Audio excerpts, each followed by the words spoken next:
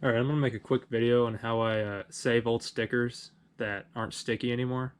A couple years ago, I bought a lot of old stickers off eBay, and some of them, they're still sticky and I can still use them, but some aren't, like this one. I'm working on a truck right now, and I think this sticker looked pretty cool. It's of the era of the truck, which is, the truck's a '81, and obviously I don't know what year this is from, but it has the right look.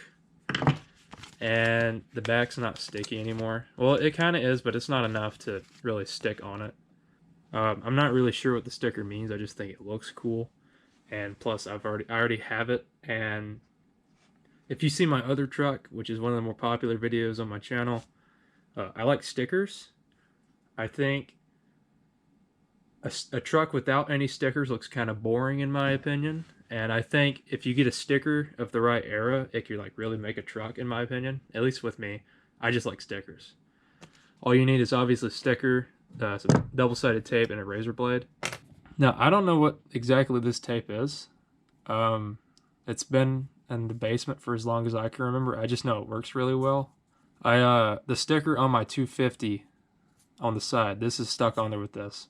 And I know that motor has went through a couple heat cycles, and this tape is actually holding up pretty decent, which I was not expecting. Take the back off the sticker. And again, this may seem pretty obvious, but I'm gonna be honest, I haven't really looked, but I can't imagine there's that many videos of people doing this. So,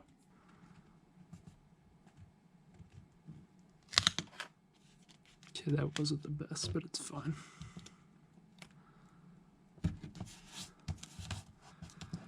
I got an air bubble right there, but that's okay.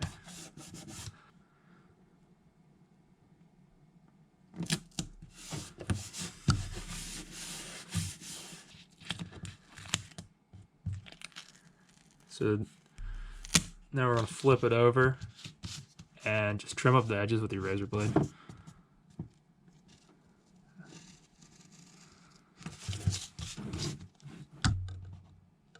This stuff makes the sticker pretty thick, so I think it's going to last a pretty good while. But yeah, I'm going to go slap it on the truck. See ya.